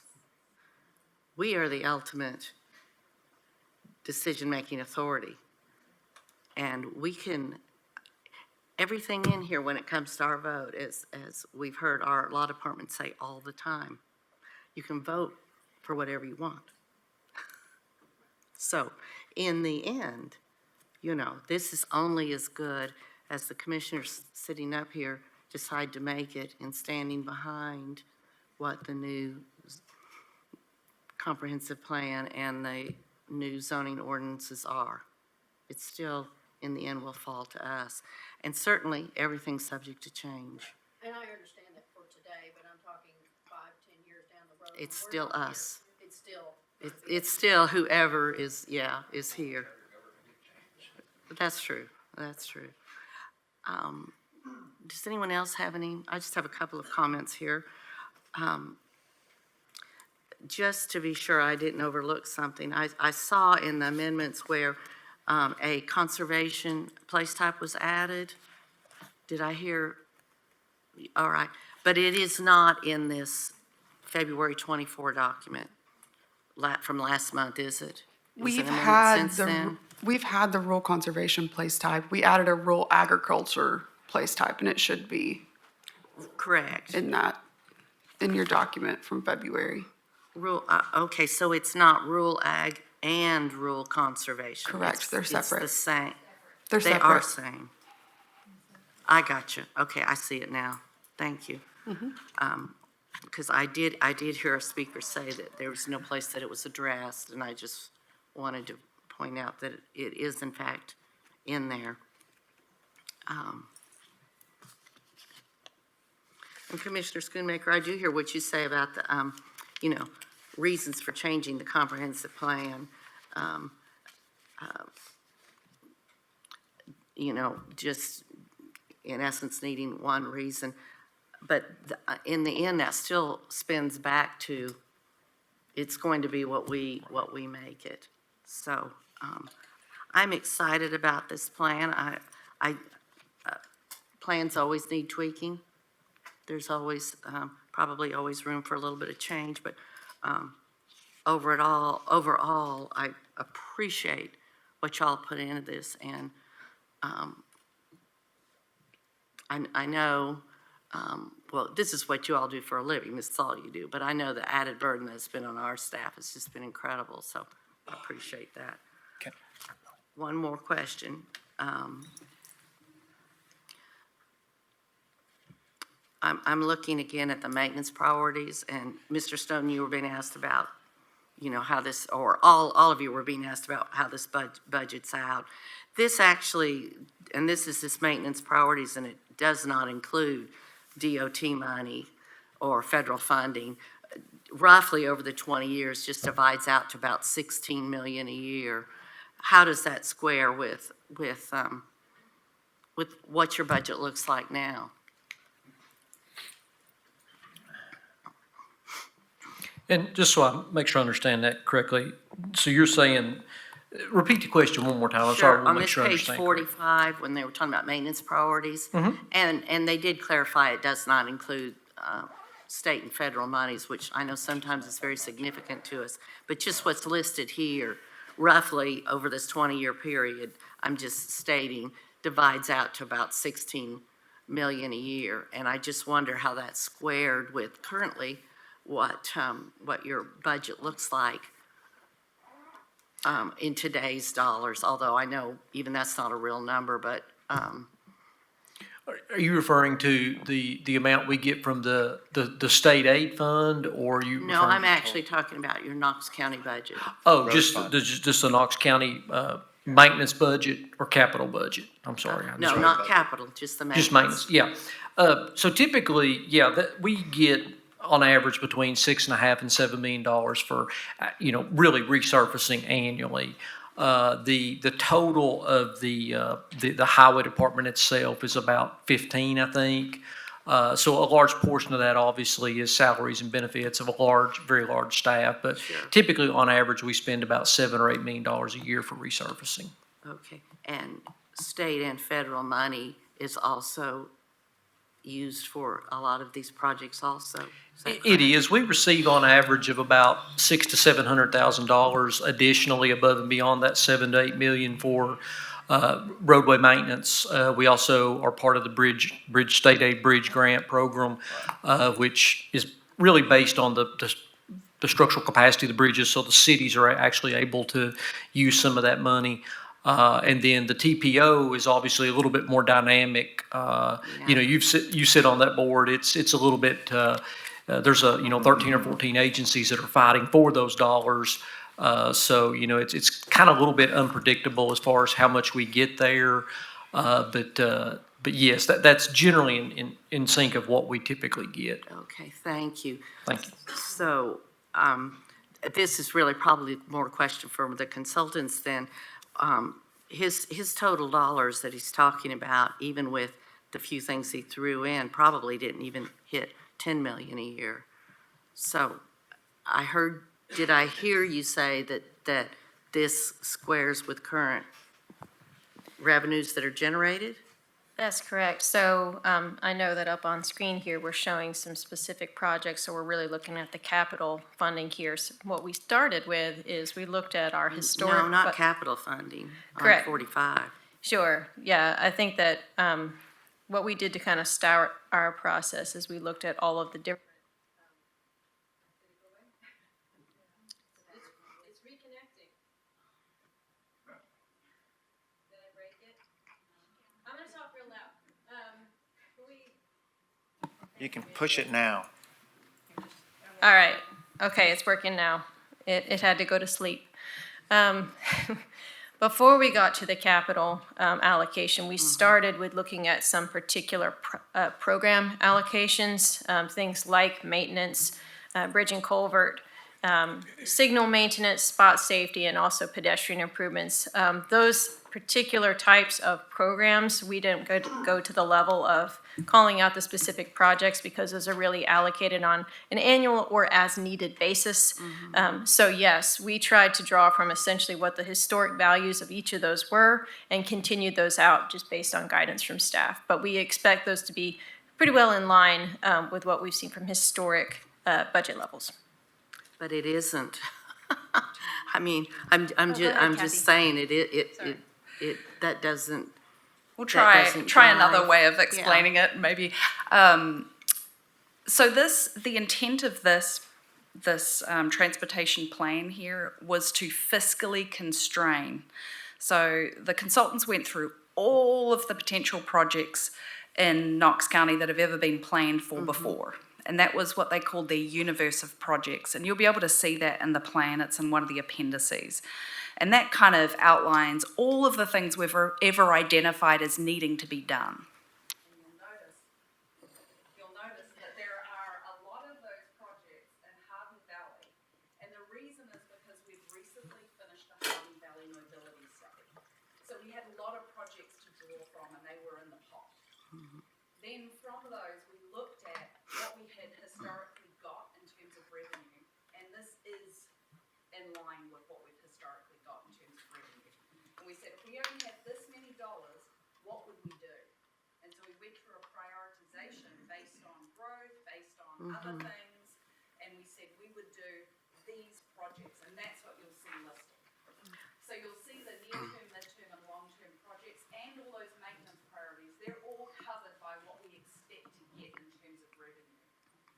All of the other projects that aren't included in the plan are included in the universe of projects, and we're also going to be including some studies in East Knoxville, Chodo, South Knoxville, and we'll have some additional projects that we want to put into the capital budget. But both capital and maintenance are covered by existing expected revenues. Does that make sense?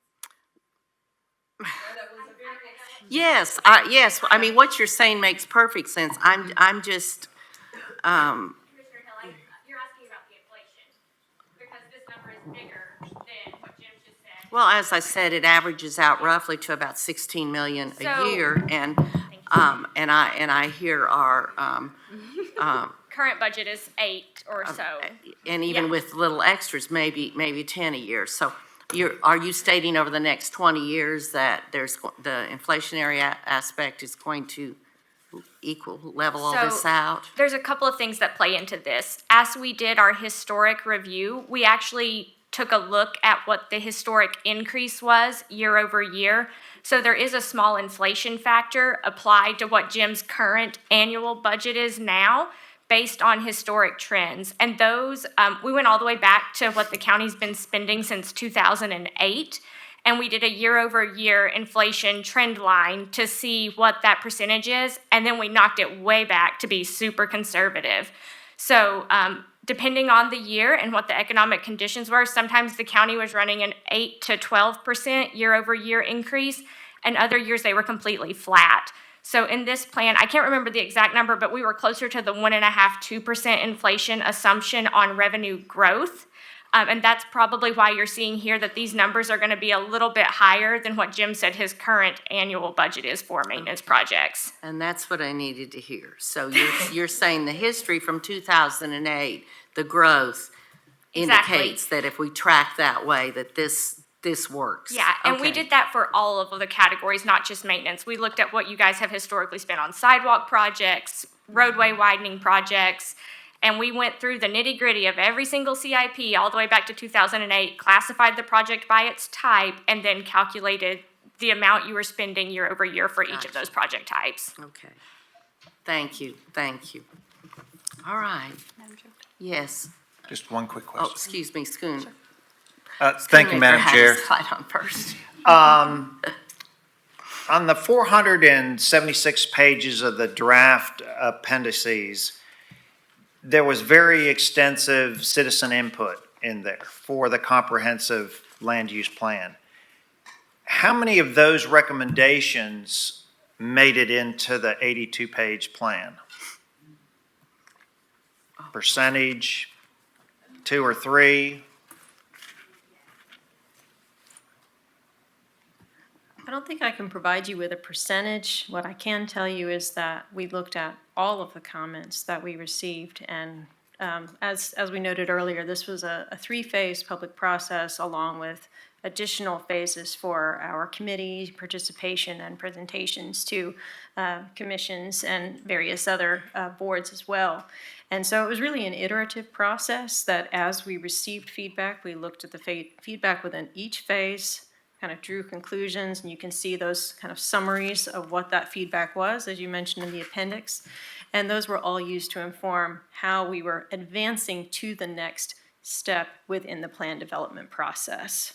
So again, I can't give you a specific percentage because they were really used by looking at each individual comment and then also looking at the comments in aggregate so that we could understand what we were kind of hearing from the public in that sense. Okay, so you feel like the input from the public, they can feel like it was received and acted on?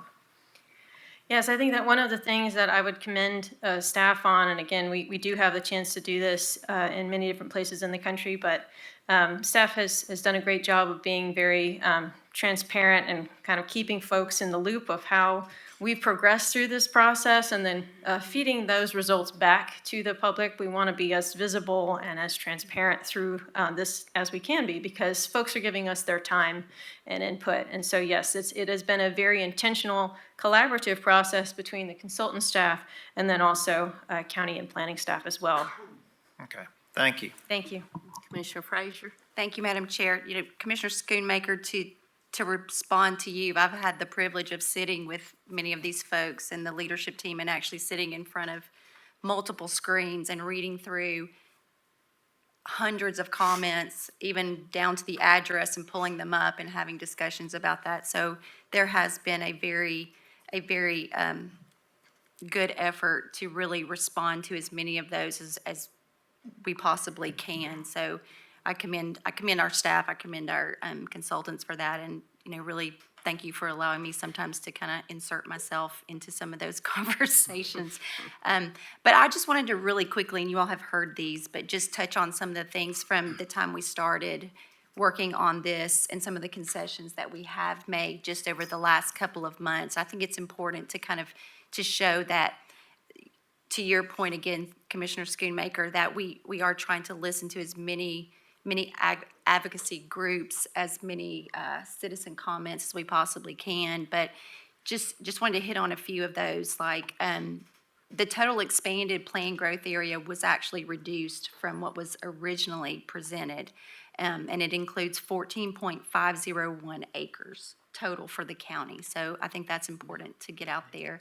We also were able to pull back some of the proposed growth areas into the rural areas. And we did that in Gibbs, Tazewell Pike, Ridgeview Heights, Luttrell, in Ritta, and some in Seymour. We also were able to limit rezonings allowed in the rural areas. We were also able to add a rural agricultural place type, which is something that I really advocated for. We also were able to amend the future land use map to include more rural living place types that will reduce density in areas with rural character, and that includes the Choteau North Shore Peninsula just as an example. We were able to place conditions on types of residential development in the rural areas. We restricted business parks or industry in the rural area. Believe it or not, we could do that now, which blows my mind. And then something that was important to me was, we're going to be able to strengthen the focus of the impact on schools and place the burden on the applicant during the application process to justify the change for a plan amendment. That's something that, I heard during the Planning Commission workshop, several of the planning commissioners were really pushing for a bigger focus and a bigger part on from them about the schools. And that's what kind of started my journey, all those years ago, was the impact of growth and development on my kids' schools. So I'm glad that we'll be able to see some of that. I know this isn't perfect. It's not going to make everyone happy. But kind of to echo what Commissioner Jay said, we cannot continue to do things the way that we're doing them now. We just can't. So I'm still working on this. I know we're all working on this, and everybody's been super patient, especially with me, because I tend to ask a lot of questions. So I want to thank you for kind of bearing with me and touching on those. Thanks. Thank you. Any other questions or comments? Seeing none, we are adjourned.